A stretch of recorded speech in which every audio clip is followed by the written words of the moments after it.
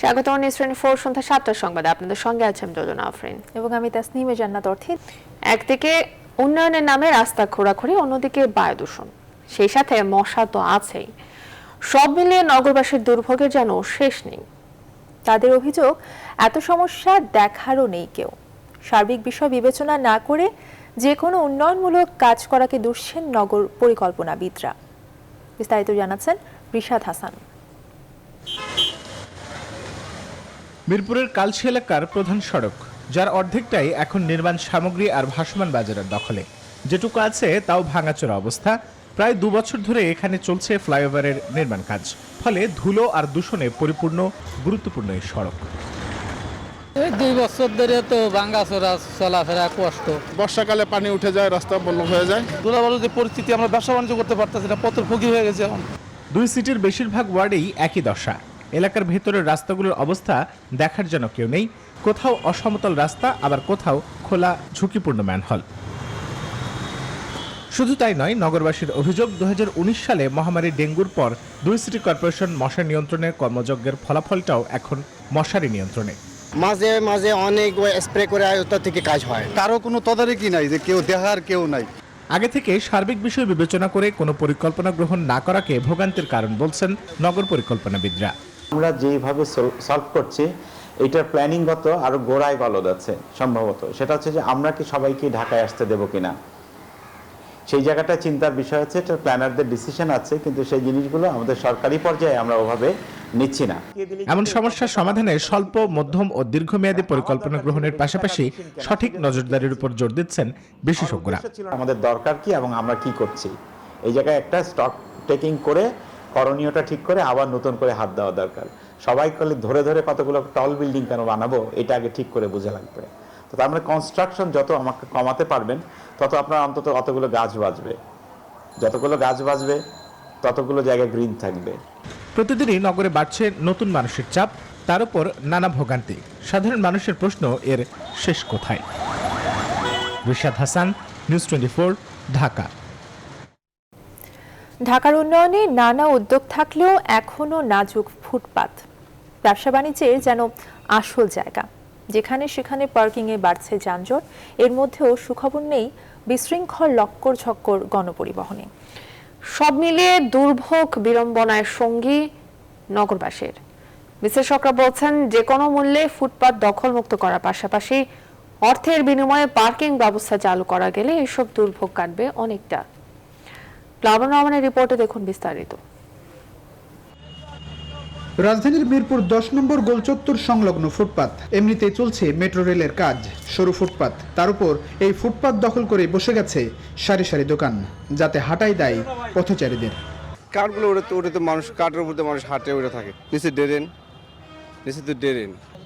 কষ্ট মানে তো হাত পা ভাঙার অবস্থা হয়। রাস্তা হাঁটলে একটু আঁকাবাঁকা হাঁটলে হাত পা ভাঙার অবস্থা হয়ে যাবে। তথ্য বলছে, রাজধানীর 163 কিলোমিটার ফুটপাতের 108 কিলোমিটারই নানাভাবে দখলে। অনেক ক্ষেত্রেই ব্যবহার অনুপযোগী প্রধান সড়কের অর্ধেকই, যে কারণে ফুটপাতের বদলে রাস্তা দিয়েই হাঁটতে অভ্যস্ত নগরবাসী। নগরবাসীর আর এক বিস্ফোরা যানবাহনের পার্কিং।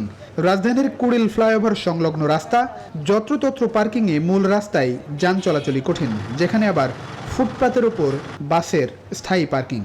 রাজধানীর কুড়িল বিশ্ব রোড এলাকায় প্রধান সড়কের পাশে এটি বেশ বড়সড় ফুটপাতের জায়গা, কিন্তু দীর্ঘদিন ধরে এরকম সারি সারি বাস রাখার, গণপরিবহন রাখার ব্যবস্থা হয়েছে এখানে। বাস্তবতা এমন, দীর্ঘদিন ধরে এরকম বাস রাখার কারণে এটি এখন ফুটপাত নাকি গণপরিবহন রাখার স্থায়ী ব্যবস্থা বোঝাই মুশকিল। এটা মহাজনদের জিনিস, মহাজনরা বলতে পারবো, আমরা বলতে পারবো? ওই রাখবো আমরা, সারা রাতে গাড়ি এখানে থাকে। আমাদের বাঙালি চরিত্র তো এরকম, বোঝেন নাই? আমরা জুতাই সুতা, বোঝেন নাই? ওই জরিমানা দেবে, আবার ধরেন আবার এসে রাখবো, ঠিক আছে? পর্যাপ্ত পার্কিং ব্যবস্থা সহ ভবন গড়ে না ওঠায় নগরের ছোট বড় প্রায় সব রাস্তায় এরকম গাড়ির পার্কিং চোখে পড়বে। এমন বাস্তবতার মধ্যে নগরবাসীর স্বস্তি নেই গণপরিবহনেও।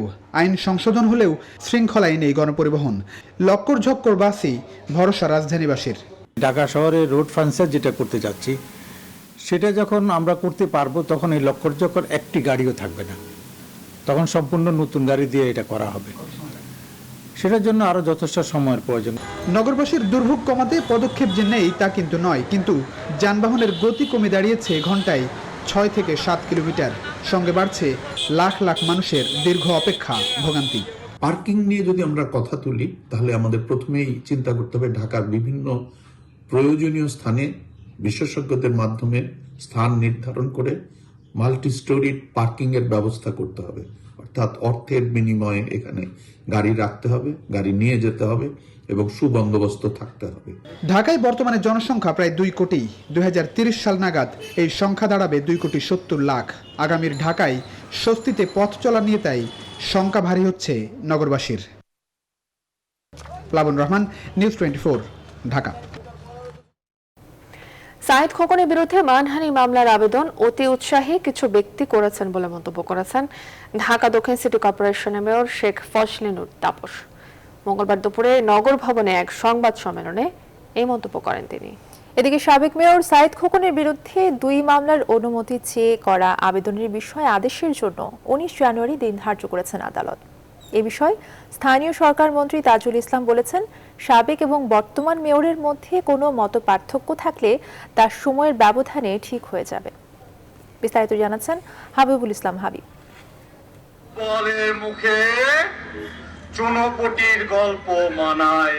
ঢাকা দক্ষিণ সিটি কর্পোরেশনের সাবেক ও বর্তমান মেয়রের মধ্যে পাল্টাপাল্টি বক্তব্য কয়েকদিন ধরে আলোচনার কেন্দ্রবিন্দুতে, যা গড়ায় আদালত পর্যন্ত। সম্প্রতি সিটি কর্পোরেশনের মার্কেটে গড়ে তোলা অবৈধ দোকান ভাঙার প্রতিবাদে মানববন্ধনে মেয়র তাপসের বিরুদ্ধে তীব্র সমালোচনা করেন সাবেক মেয়র সাইদ খোকন। এরপর শুরু হয় পাল্টাপাল্টি বক্তব্য। গুরুত্ব বহন করে না।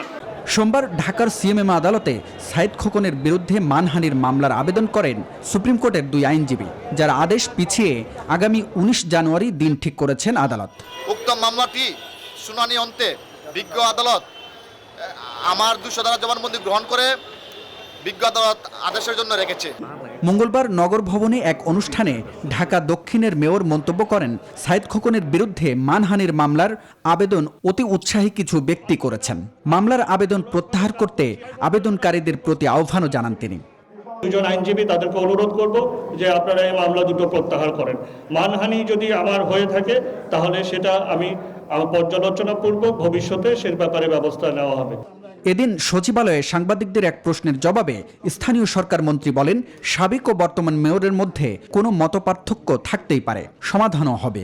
এখানে আমার মনে হয় ওনাদের দায়িত্ব পালনকালীন অথবা বর্তমান দায়িত্ব পালন করতে গিয়ে কিছুটা মতপার্থক্য থাকতেই পারে এবং সেটা আমার মনে হয় সময় ব্যবধানে নিরসন হয়ে যাবে।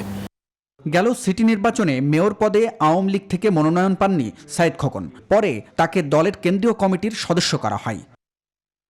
হাবিবুল ইসলাম হাবিব, নিউজ 24, ঢাকা।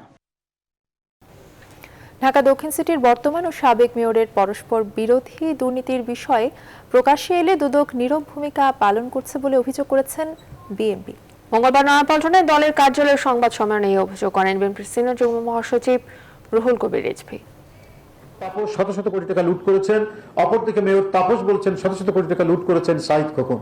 দুজনই রাজপথে দাঁড়িয়ে প্রকাশ্যে একে অপরের দুর্নীতি লুটপাটের ফিরিস্তি দিচ্ছেন। তবে এটি স্পষ্ট, দুজনই লুটেরা, দুজনই দুর্নীতিবাজ। এখন দুদক কি করবেন? তামাশা দেখবেন না পদক্ষেপ নেবেন? মাঠের রাজনীতিতে সফলতা না পেয়ে একটি মহল সামাজিক যোগাযোগ মাধ্যমকে বেছে নিয়েছে বলে অভিযোগ করেছেন আওয়ামী লীগের সাধারণ সম্পাদক ওবায়দুল কাদের। মঙ্গলবার সকালে দলের বিজ্ঞান ও প্রযুক্তি বিষয়ক উপকমিটি আয়োজিত এক কর্মশালায় প্রধান অতিথির বক্তব্যে অনলাইনে যুক্ত হয়ে তিনি একথা বলেন। আমাদের বিপুল সংখ্যক কর্মী রয়েছে, তাদের পরিকল্পিতভাবে কাজে লাগাতে হবে। ওয়েব টিম জনগণের আগ্রহ চাহিদার দিকে খেয়াল রেখে নতুন নতুন কন্টেন্ট তৈরি করবে। প্রতিটি অর্জনকে পৌঁছে দিতে হবে তৃণমূলে। আমি বিজ্ঞান ও প্রযুক্তি বিষয়ক উপকমিটি সিআরআই এর উদ্যোগকে আরও সিনক্রোনাইজড ওয়েতে সফলভাবে পরিচালনার আহ্বান জানাচ্ছি। এবারে বসুরহাট পৌর নির্বাচনের খবর।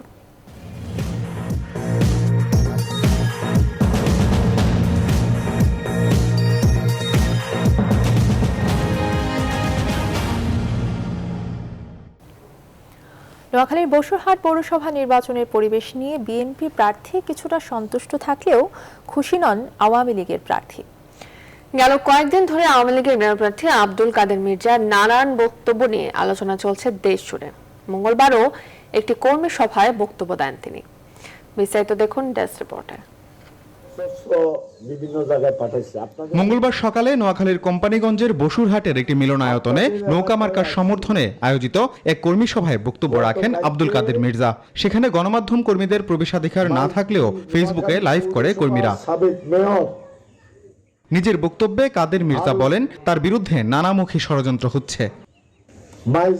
নোয়াখালী পৌরসভা সাবেক মেয়র হারুন, সে রাত্রে 10টা-11টা একরাম সবজি টাকা পয়সা নিয়ে এখানে এসে আমার বিরুদ্ধে, আমাদের কাউন্সিলরদের বিরুদ্ধে টাকা দিয়া গেছে। টাকাটা হলো একরাম সবজি দিয়া গেছে হারুনের সাথে তার ব্যক্তিগত সম্পর্ক আছে। হারুন করে বিএনপি। তবে নির্বাচনের পরিবেশ নিয়ে সন্তুষ্ট বিএনপির প্রার্থী কামালউদ্দিন চৌধুরী।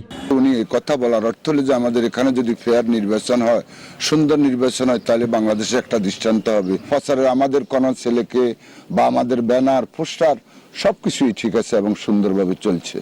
ভোটারদের ইভিএম ব্যবহার শেখানো এবং নির্বাচন সুষ্ঠু করতে সব প্রস্তুতি নেওয়া হয়েছে বলে জানান উপজেলা নির্বাচন কর্মকর্তা। সাধারণ ভোটারদের এডুকেশনের জন্য আমাদের 14ই জানুয়ারি মক ভোটিং অনুষ্ঠিত হবে প্রতি কেন্দ্রে এবং আমাদের সকল প্রস্তুতি চলছে। অবাধ ও সুষ্ঠু নিরপেক্ষ নির্বাচনের জন্য আমাদের সকল প্রস্তুতি রয়েছে। আগামী শনিবার নোয়াখালীর কোম্পানিগঞ্জ উপজেলার বসুরহাট পৌরসভা নির্বাচনের ভোট গ্রহণ। Desk report, news 24। Chattogram city নির্বাচনের খবর। মেয়র নির্বাচিত হলে চট্টগ্রাম নগরীতে বিশেষায়িত করোনা হাসপাতাল নির্মাণের ঘোষণা দিয়েছেন বিএনপির প্রার্থী ডাক্তার শাহাদাত হোসেন। আর আওয়ামী লীগের প্রার্থী রেজাউল করিম বলছেন, মেয়র হলে বন্দর নগরীর সবচেয়ে বড় দুঃখ জলাবদ্ধতা নিরসন হবে তার প্রধান কাজ। মঙ্গলবার পঞ্চম দিনের প্রচারণায় এসব প্রতিশ্রুতি দেন প্রধান দুই প্রতিদ্বন্দ্বী প্রার্থী। চট্টগ্রাম থেকে শেখ জায়েদের প্রতিবেদন। 27 জানুয়ারি ভোট, দম ফেলার ফুসরত নেই প্রার্থীদের। গণসংযোগ, পথসভা ও বৈচিত্র্যময় প্রচারণায় ভোটারদের দ্বারে দ্বারে যাচ্ছেন তারা, দিচ্ছেন নানামুখী প্রতিশ্রুতি। রয়েছে অভিযোগ পাল্টা অভিযোগের ফুলঝুড়িও। মঙ্গলবার নির্বাচনী প্রচারণার পঞ্চম দিন। নগরীর বহদ্দারহাট, মুরাদপুর, অক্সিজেন এলাকায় ভোট চেয়ে পথসভা করেন আওয়ামী লীগের মেয়র প্রার্থী। নির্বাচিত হলে সন্ত্রাস, চাঁদাবাজ ও মাদকমুক্ত ব্যবসা বান্ধব নগর গড়ার কথা জানান রেজাউল করিম চৌধুরী। আমার তো কিছু পরিকল্পনা তো আছে অবশ্যই, যেমন অনেক কিছুর মধ্যে জলবদ্ধতা আছে, রাস্তাঘাট আছে, পরিবেশ পরিচ্ছন্নতা আছে। প্রথমে আমি এই পরিবেশ পরিচ্ছন্নতার উপর আমি জোর দেবো, বর্জ্য ব্যবস্থাপনার উপর। এটা কিন্তু আমাদের জনসাধারণ খুব দুর্ভোগ এবং খুব হয়রানি শিকার হতে হয়, মানুষ খুব দুর্ভোগ পায়। নগরীর টাইগার পাস, আমবাগান, রেলওয়ে কলোনি ও পাহাড়তলি এলাকায় জনসংযোগ করেন বিএনপির প্রার্থী ডাক্তার শাহাদাত হোসেন। নির্বাচিত হলে নগরীতে বিশেষায়িত করোনা হাসপাতাল নির্মাণের পাশাপাশি স্বাস্থ্যসেবার মান উন্নয়নের প্রতিশ্রুতি দেন তিনি। আমরা চাই একটা কোভিড-19 স্পেশালাইজড হসপিটাল ইনশাল্লাহ মেয়র হলে আমি এখানে চট্টগ্রামে নির্মাণ করব এবং সবাইকে স্বাস্থ্যের আওতায় ইনশাল্লাহ আনব। আওয়ামী লীগ ও বিএনপির এই দুই মেয়র প্রার্থী ছাড়াও আরও 5 জন মেয়র প্রার্থী রয়েছেন বন্দরনগরী চট্টগ্রামের এই নির্বাচনে, কিন্তু তাদের তেমন কোনো প্রচারণা লক্ষ্য করা যায়নি। বন্দরনগরীর অলিগলি চষে বেড়াচ্ছেন কাউন্সিলর প্রার্থীরাও। কাদেরকে বেছে নেবেন জনগণ সেটি দেখা যাবে 27 জানুয়ারি নির্বাচনের পর। শেখ জায়েদ, নিউজ 24, চট্টগ্রাম। ফেব্রুয়ারির প্রথম সপ্তাহ থেকে করোনা ভাইরাসের টিকা দেওয়া শুরু করবে সরকার। সাধারণ মানুষকে অনলাইনে রেজিস্ট্রেশন করে এই টিকা নিতে হবে। 26 জানুয়ারি থেকে শুরু হচ্ছে রেজিস্ট্রেশন। প্রথম দফায় 50 লাখ মানুষ টিকা পাবেন। 18 বছরের কম বয়সীরা টিকা নিতে পারবেন না। টিকা দেওয়া হবে না গর্ভবতীদেরকেও।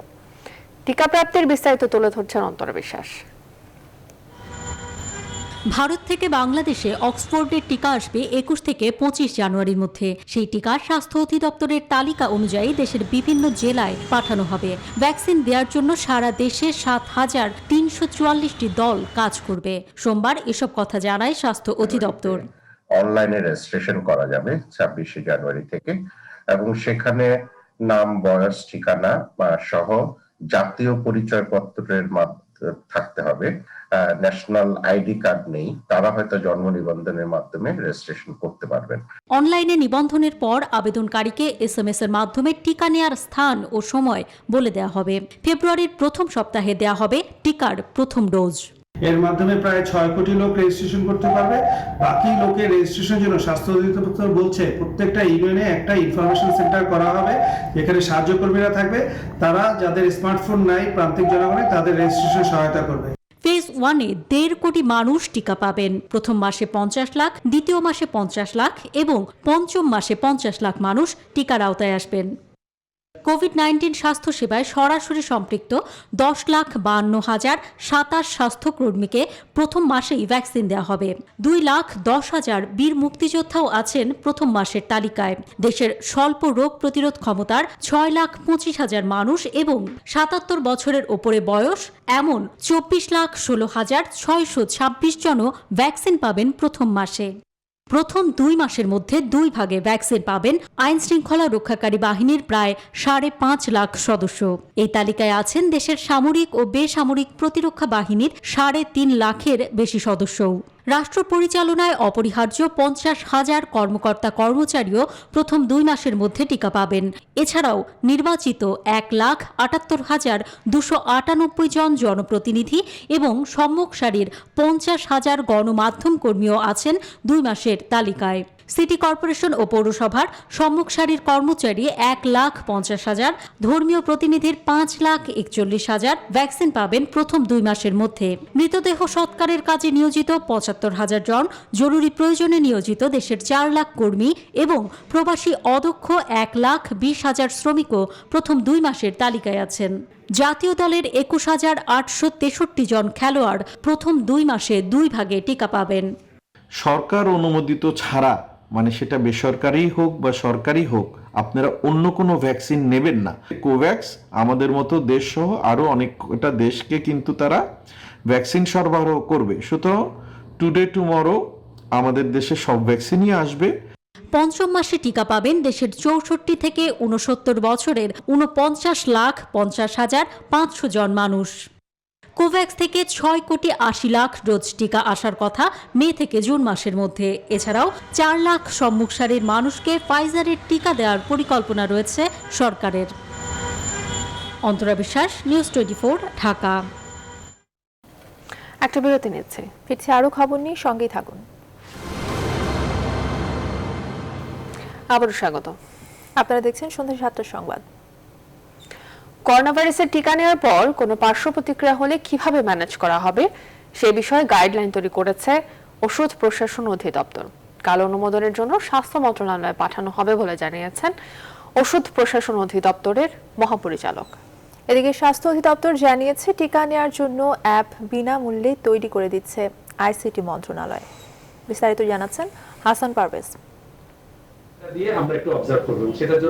সোমবার স্বাস্থ্য অধিদপ্তরে টিকা নিয়ে সংবাদ সম্মেলনে সাংবাদিকরা জানতে চান টিকার কোনো পার্শ্ব প্রতিক্রিয়া আছে কিনা। এই প্রসঙ্গে স্বাস্থ্য অধিদপ্তর জানান, অন্যান্য টিকার মতো অক্সফোর্ডের টিকারও সাধারণ কিছু পার্শ্ব প্রতিক্রিয়া আছে। এগুলোর মধ্যে আছে সামান্য মাথা ঘোরা, হালকা জ্বর ভাব। পার্শ্ব প্রতিক্রিয়া খুবই সামান্য। 100 জনের মধ্যে 2 থেকে 3 জনের এ ধরনের পার্শ্ব প্রতিক্রিয়া দেখা দিতে পারে। মঙ্গলবার ওষুধ প্রশাসন অধিদপ্তর বিশেষজ্ঞদের সঙ্গে বৈঠক শেষে মহাপরিচালক জানান, টিকার পার্শ্ব প্রতিক্রিয়ার ম্যানেজমেন্ট নিয়ে গাইডলাইন তৈরি সম্পন্ন হয়েছে।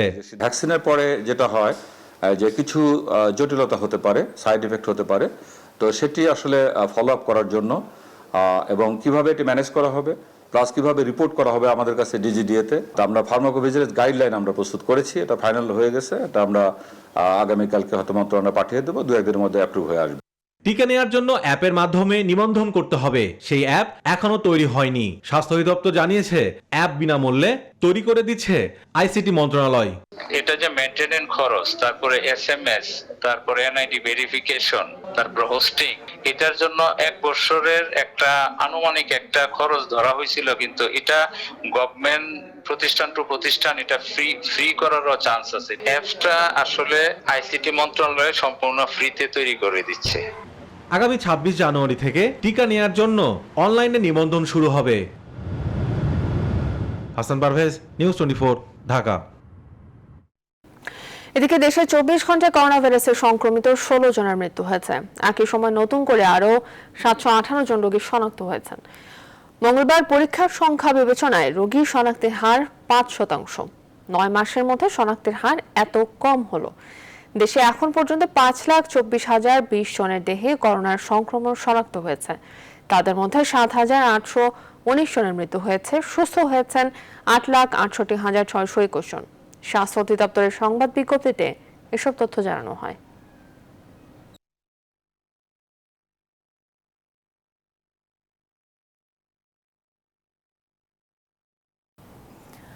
প্রকল্পে কেনাকাটায় দল বেঁধে দুর্নীতি হচ্ছে এমনটা স্বীকার করে পরিকল্পনা মন্ত্রী বলছেন সংখ্যায় বেশি একক দুর্নীতি। তবে এসব দুর্নীতি বন্ধে সরকার কঠোর অবস্থানে রয়েছে বলেও জানান এম এ মান্নান। রাজধানীর এনএসি সম্মেলন কক্ষে উন্নয়ন প্রকল্পে সম্ভাব্যতা বিষয়ক কর্মশালায় মন্ত্রী এসব কথা বলেন। জানান জনগণের টাকার যাতে অপব্যবহার না হয় সেই দিকে নজর রয়েছে সরকারের। মন্ত্রণালয় সংশ্লিষ্ট কর্মকর্তাদের দুর্নীতি প্রশ্রয় না দেওয়ার জন্যও আহ্বান জানান তিনি। কেউ ব্যক্তিগতভাবে দুর্নীতিতে জড়ালে কঠোর আইনি ব্যবস্থা নেওয়া হবে বলেও হুঁশিয়ারি দেন M A Mannan.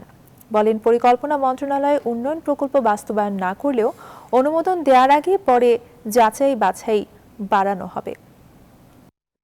All the monies belong to our people. সুতরাং এই টাকা খরচের ব্যাপারে ফিজিবিলিটি স্টাডি করা অ্যাবসলিউটলি মাস্ট। যে বেশিরভাগ ক্ষেত্রে দুর্নীতি ইন্ডিভিজুয়াল করি বলে আমার ধারণা, এবং আমরা এটাকে কোনো মতেই প্রশ্রয় দেব না। আমার মিনিস্ট্রিতে দায়িত্ব আমাদের, আমরা এটা আমি বিশ্বাস করি আমার সকল সহকর্মী দুর্নীতিতে নন, দুর্নীতির ঊর্ধ্বে। কেউ ব্যক্তিগত থাকলে সেটাকে আমরা আমাদের আইনি প্রমাণিত হবে, আমরা আইনি কায়দা সেটাকে মোকাবিলা করব। প্রশান্ত কুমার হালদারের people's leasing and financial services limited ভুয়া 4 প্রতিষ্ঠানকে 3,993 কোটি টাকা ঋণ দেয় বলে তথ্য মিলেছে দুর্নীতি দমন কমিশনের দুদকের অনুসন্ধানে। এর পরিপ্রেক্ষিতে কোম্পানিগুলোর নামে থাকা 960 কোটি টাকা জব্দ করেছে দুদক। জানা গেছে পিপলস লিজিং এর নওশিরুল ইসলাম, মমতাজ বেগম, বাসুদেব ব্যানার্জি ও পাপিয়া ব্যানার্জির নামে খোলা ভুয়া কোম্পানির নামে এই অর্থ ঋণ দেওয়া হয়েছে, যার মধ্যে 960 কোটি টাকা ছাড়া বাকি অর্থ এরই মধ্যে তুলে নেওয়া হয়েছে। আগামী 2 কার্যদিবসে people's leasing financial and services লিমিটেডের সিইও সহ সব প্রতিষ্ঠানের আরও 6 জনকে জিজ্ঞাসাবাদের কথা রয়েছে। এ সময়ের মধ্যে অভিযুক্তরা তাদের বক্তব্য দিতে দুদকে উপস্থিত না হলে অভিযোগের বিষয়ে তাদের কোনো বক্তব্য নেই বলে গণ্য হবে।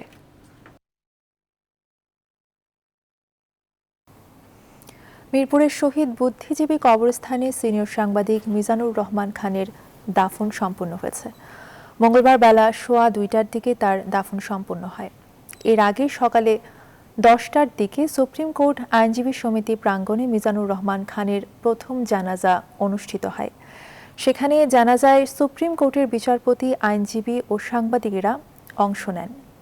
দ্বিতীয় জানাজা হয় ঢাকার রিপোর্টার্স ইউনিটিতে। জাতীয় প্রেসক্লাব প্রাঙ্গণে হয় তৃতীয় জানাজা। প্রেসক্লাবে জানাজায় মন্ত্রী, রাজনীতিবিদ, সাংবাদিক সহ বিভিন্ন শ্রেণী পেশার মানুষ অংশ নেন। সেখানেও তার প্রতি শ্রদ্ধা জানানো হয়। পরে মরদেহ নেওয়া হয় কারওয়ান বাজারে তার কর্মস্থল প্রথম আলো কার্যালয়ের সামনে। সেখানে তার সহকর্মীরা তাকে শ্রদ্ধা নিবেদন করেন। আমি আল্লাহর কাছে প্রার্থনা করি তার সন্তানদের নিয়ে তিনি যে স্বপ্ন দেখতেন সেই স্বপ্নটা বাস্তবায়িত হোক। তার যে লেখাগুলো, তার যে চিন্তাগুলো, এটা আমাদের সকলকে আলোড়িত করেছে। আমরা দেখেছি যে তিনি সৎ, নির্ভীক সাংবাদিকতা করেছেন। তিনি একজন গবেষক।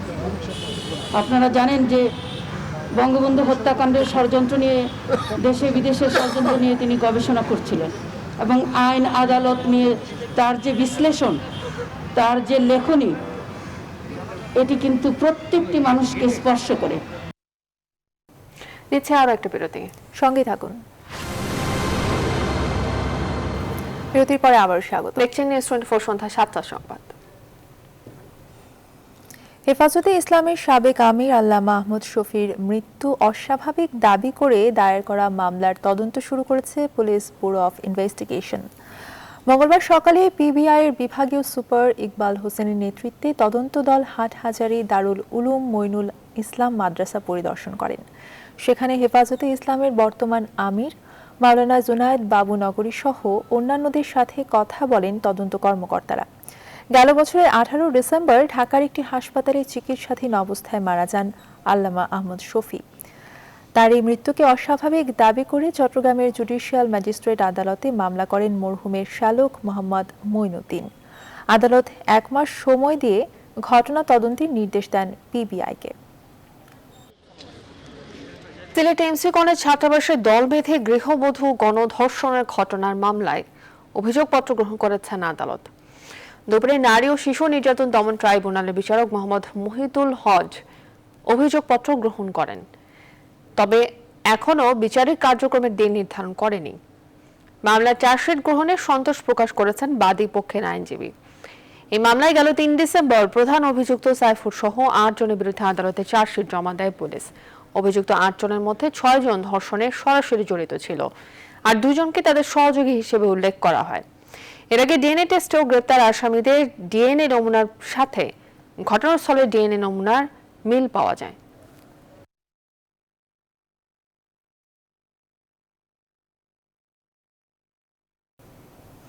এবারে ফার্স্ট সিকিউরিটি ইসলামী ব্যাংক অর্থ বাণিজ্যের সংবাদ। টানা ঊর্ধ্বমুখী প্রবণতা বজায় রয়েছে দেশের 2 পুঁজি বাজারে। মঙ্গলবার প্রধান পুঁজি বাজার ঢাকা স্টক এক্সচেঞ্জ ডিএসইর প্রধান সূচক ডিএসইএক্স বেড়েছে 142 পয়েন্ট। এই বৃদ্ধির ফলে সূচক দাঁড়িয়েছে 5861 পয়েন্টে। লেনদেনেও গতি বজায় রয়েছে। এদিন ডিএসইতে মোট লেনদেন হয়েছে 1982 কোটি টাকা। সাম্প্রতিক সময় পুঁজিবাজার নিয়ে কয়েকটি ইতিবাচক খবরে ঘুরে দাঁড়াচ্ছে দেশের পুঁজি বাজার। ঢাকার বাজারে লেনদেনে অংশ নেওয়া প্রতিষ্ঠানগুলোর মধ্যে দর বেড়েছে 195টির, কমেছে 106টির, আর অপরিবর্তিত দেখা গেছে 61টি প্রতিষ্ঠানকে। এদিকে অপর পুঁজিবাজার চট্টগ্রাম স্টক এক্সচেঞ্জ সিএসইতে মোট লেনদেন হয়েছে 88 কোটি টাকা। এই বাজারে প্রধান সূচক বেড়েছে 424 পয়েন্ট।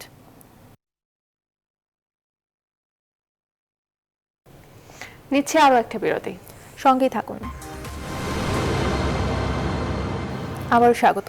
দেখছেন নিউজ 24 সন্ধ্যা 7টার সংবাদ। আন্তর্জাতিক প্রসঙ্গ। আগামী 20 জানুয়ারি জো বাইডেনের শপথ অনুষ্ঠানকে ঘিরে ছিল হামলার আশঙ্কা। এবার মার্কিন গোয়েন্দা সংস্থা সতর্ক করে বলছে, শপথ গ্রহণের কয়েকদিন আগে থেকে যুক্তরাষ্ট্রের 50টি বড় বড় শহরে সশস্ত্র বিক্ষোভের সম্ভাবনা রয়েছে। ওয়াশিংটনে আগামী 24 জানুয়ারি পর্যন্ত জরুরি অবস্থা ঘোষণার অনুমোদন দিয়েছেন প্রেসিডেন্ট ডোনাল্ড ট্রাম্প।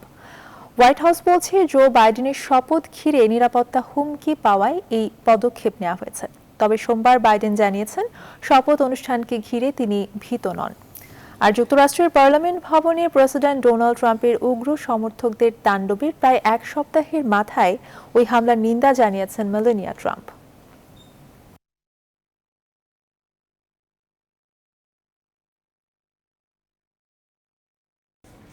বিতর্কিত 3টি কৃষি আইনে স্থগিতাদেশ দিয়েছেন ভারতের সুপ্রিম কোর্ট।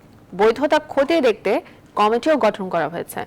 তবে এ নিয়ে যতদিন পর্যন্ত না পরবর্তী সিদ্ধান্ত নেওয়া হচ্ছে, ততদিন আইনগুলি কার্যকর করা যাবে না।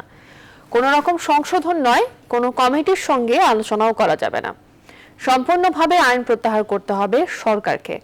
কৃষি আইন নিয়ে আগেই নিজেদের অবস্থান স্পষ্ট করে দিয়েছিলেন কৃষকরা, কিন্তু আইন 3টির বৈধতা খতিয়ে দেখতে কমিটি গড়া ছাড়া পথ নেই, জানিয়ে দিলেন সুপ্রিম কোর্ট।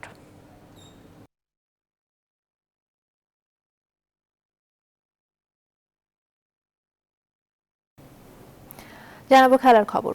যে পত্রিকায় Lionel Messi, Luis Suarez, Sergio Ramos কিংবা বার্সেলোনা, রিয়াল মাদ্রিদ ও অ্যাটলেটিকো মাদ্রিদের খবরে থাকা মাতামাতি সেই স্পেনের বিখ্যাত ক্রীড়া দৈনিক মার্কায় জায়গা করে নিয়েছে বাংলাদেশের ঘরোয়া ফুটবলের নতুন রাজা বসুন্ধরা কিংসের কোচ অস্কার ব্রুজেন।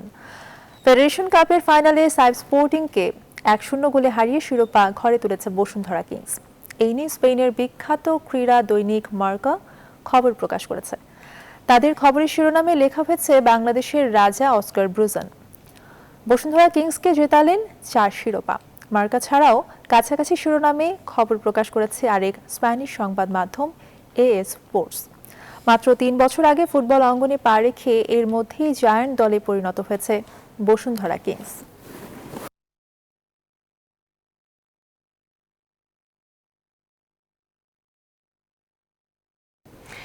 এখন এই পর্যন্তই। আরও জানতে ভিজিট করুন www.news24bd.tv। ধন্যবাদ।